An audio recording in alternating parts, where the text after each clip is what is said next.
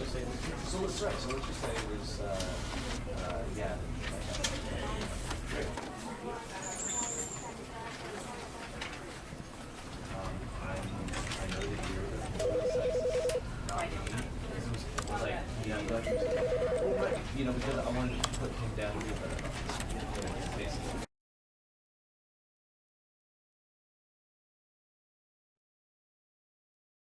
This is the story of a man named Stanley.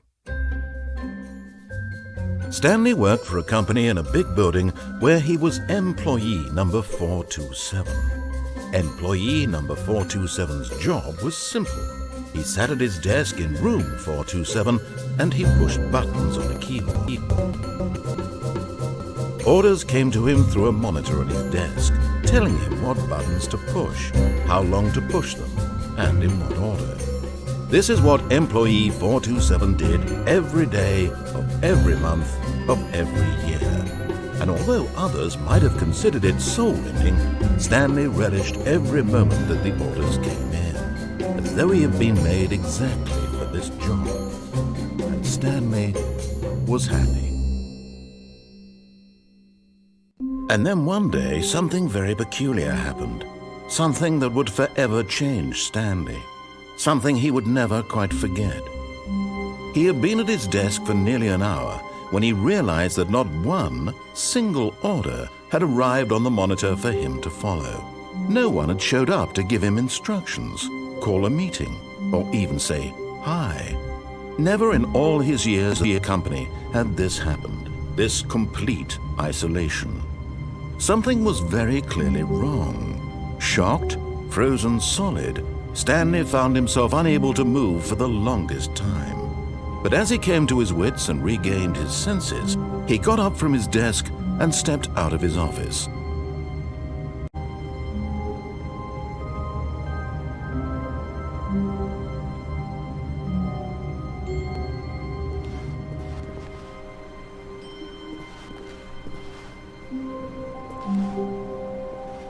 All of his co-workers were gone.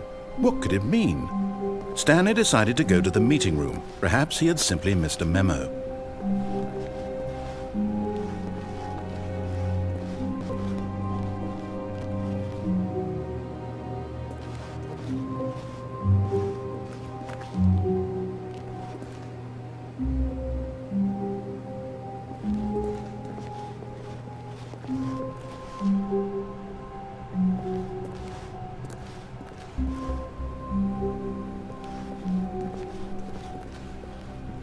When Stanley came to a set of 2 open doors, he entered the door on his left.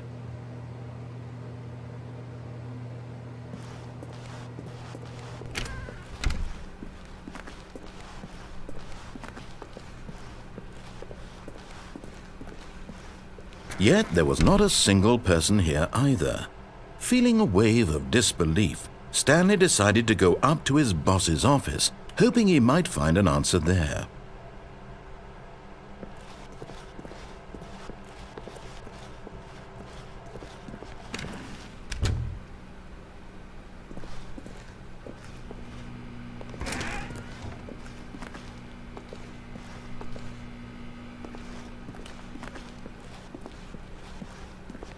Coming to a staircase, Stanley walked upstairs to his boss's office.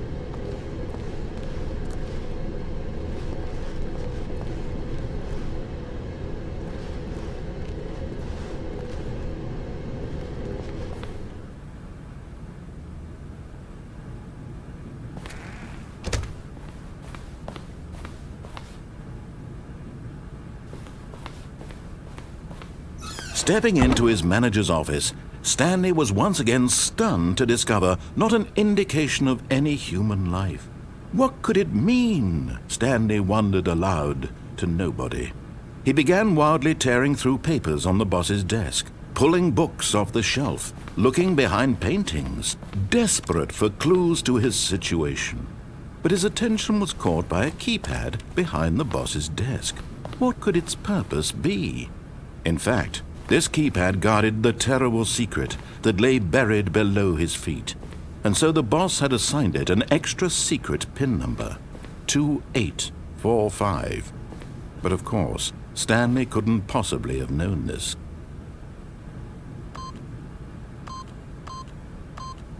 Yet incredibly, by simply pushing random buttons on the keypad, Stanley happened to input the correct code by sheer luck. Amazing. He stepped into the newly opened passageway.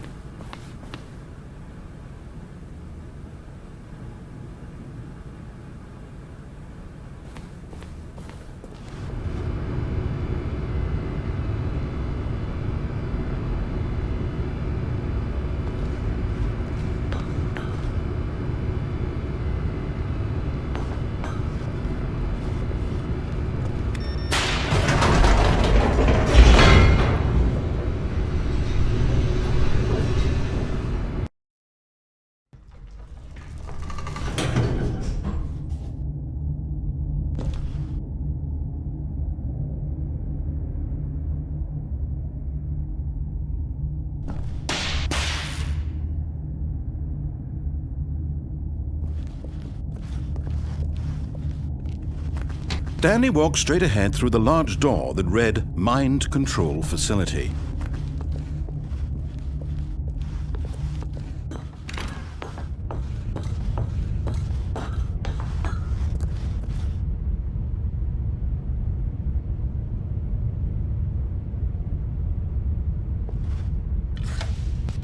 The lights rose on an enormous room packed with television screens.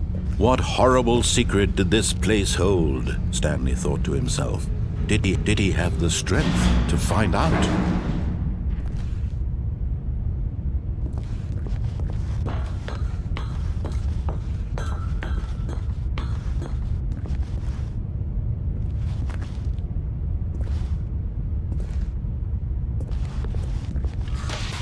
Now the monitors jumped to life, their true nature revealed. Each bore the number of an employee in the building, Stanley's co-workers. The lives of so many individuals reduced to images on a screen, and Stanley, one of them, eternally monitored in this place where freedom meant nothing.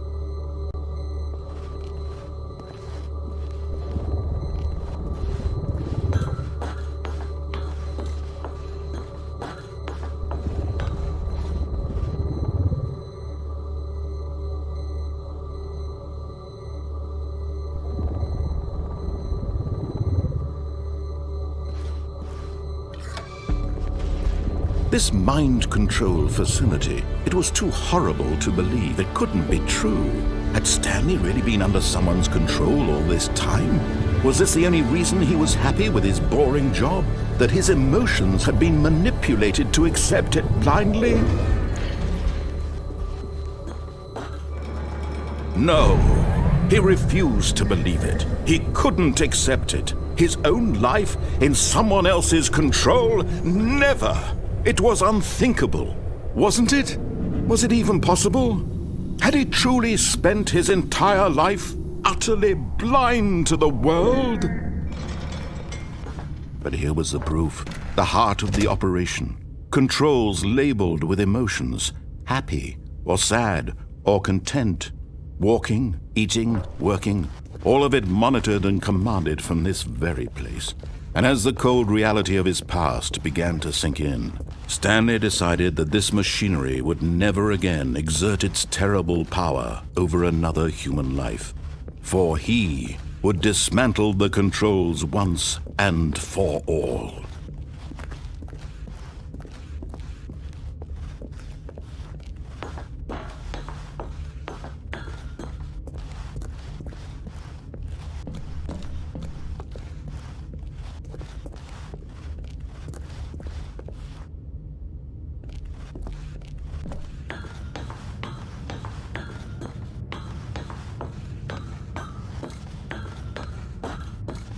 And when at last he found the source of the room's power, he knew it was his duty, his obligation, to put an end to this horrible place and to everything it stood for.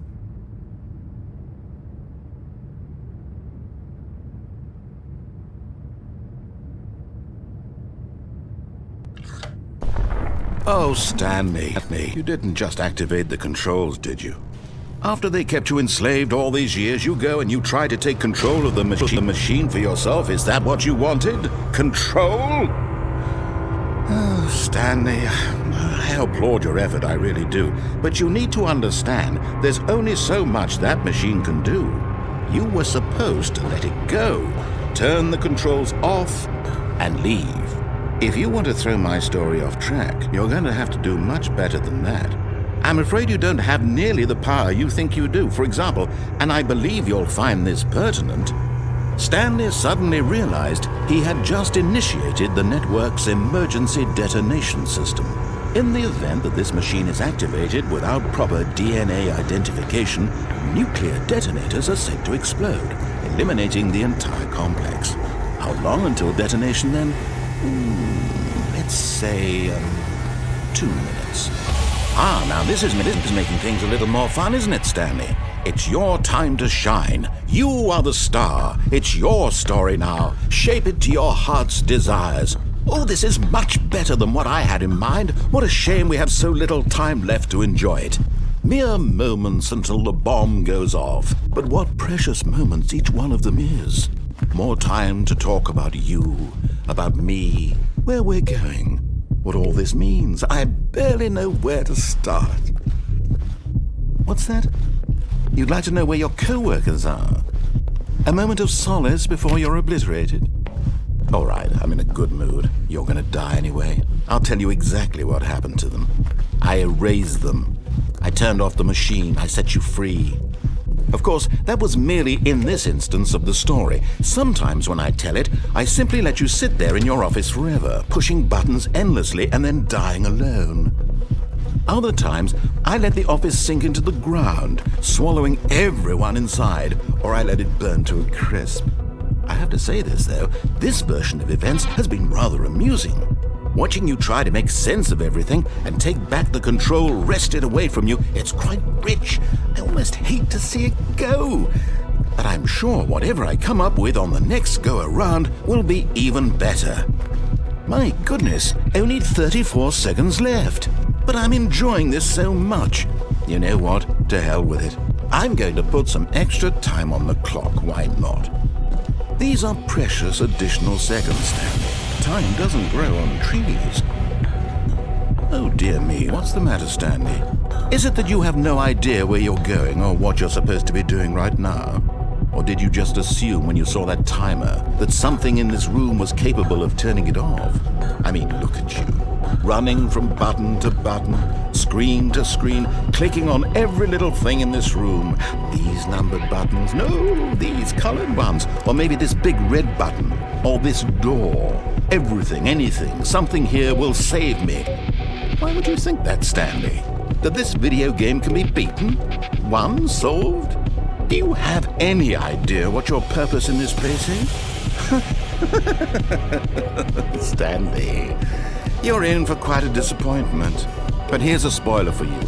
That timer isn't a catalyst to keep the action moving along. It's just seconds ticking away to your death. You're only still playing instead of watching a cutscene because I want to watch you for every moment that you're powerless, to see you made humble. This is not a challenge, it's a tragedy. You wanted to control this world, that's fine. But I'm going to destroy it first, so you can't. Take a look at the clock, Stanley. That's 30 seconds you have left to struggle. 30 seconds until a big boom and then nothing. No ending here, just you being blown to pieces. Will you cling desperately to your frail life, or will you let it go peacefully? Another choice. Make it count. Or don't. It's all the same to me, all a part of the joke. And believe me, I will be laughing at every second of your inevitable life from the moment we fade in until the moment I say, happily ever after.